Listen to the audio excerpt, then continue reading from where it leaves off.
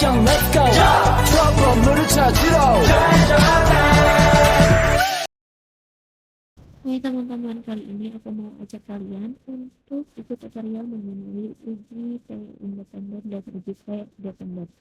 Uji Paired Sample Test menunjukkan apakah sampel berpasangan mengalami perubahan yang bermakna. Hasil uji Paired Sample Test ditentukan oleh nilai signifikasinya. Nilai ini kemudian menentukan keputusan yang diambil dalam penelitian. Sedangkan untuk uji T independen adalah uji komparatif atau uji beda untuk mengetahui adakah perbedaan nilai atau rata yang bermakna antara dua kelompok bebas yang berskala data interval atau rasio. Dua kelompok bebas yang dimaksud di sini adalah dua kelompok yang tidak berpasangan, artinya sumber data berasal dari subjek yang berbeda. Semisal kelompok kelas A dan kelompok kelas B, di mana responden dalam kelas A dan kelas B adalah dua kelompok yang subjeknya berbeda. Nah, sekarang kita sudah ada di layar aplikasi SPSS untuk mempraktikkan uji dependen. Langkah awal melakukan uji dependen yaitu menyiapkan data terlebih dahulu tentang pemberian jus tomat dan jus mentimun terhadap tekanan darah pada penderita hipertensi. Nah, di sini kita sudah punya datanya dan ada beberapa variabel. Di sini ada variabel tomat systolic pretest, ada tomat diastolic pretest, dan tomat systolic post-test, lalu ada tomat diastolic post-test.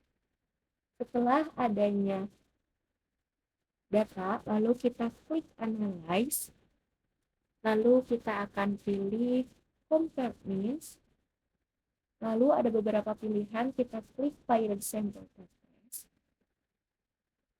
maka akan tampil kotak seperti di layar.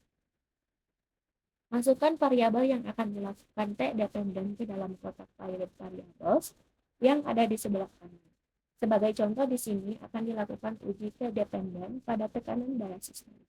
Pindahkan variabel systolic pretest dan klik systolic post-test. Klik tanda panah sehingga kedua variabel pindah ke kotak sebelah kanan. Seperti contoh kita klik tomat systolic pretest, lalu kita klik tanda panah, lalu kita pindahkan ke paired variables. Lakukan hal yang sama, kita klik tomat systolic post-test, lalu kita klik tanda panah dan kita pindahkan ke paired variables.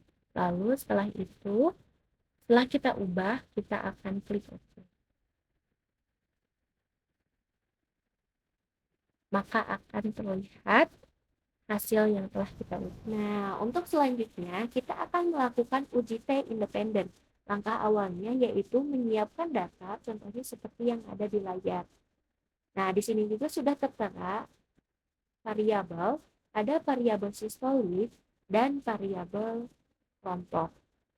Setelah kita memiliki data, kita akan klik analyze, lalu kita akan memilih compare means dan pilih independent sample test. Setelah kita memilih, kita akan ditampilkan kotak seperti yang ada di layar.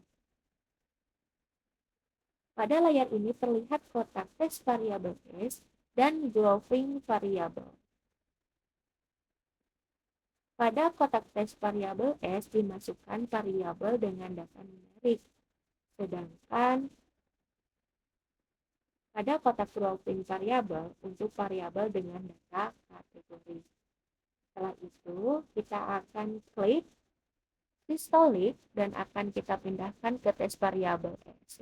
Kita dengan cara klik systolic, klik tanda panah dan lalu pindah. Lakukan hal yang sama dengan cara klik kelompok systolic.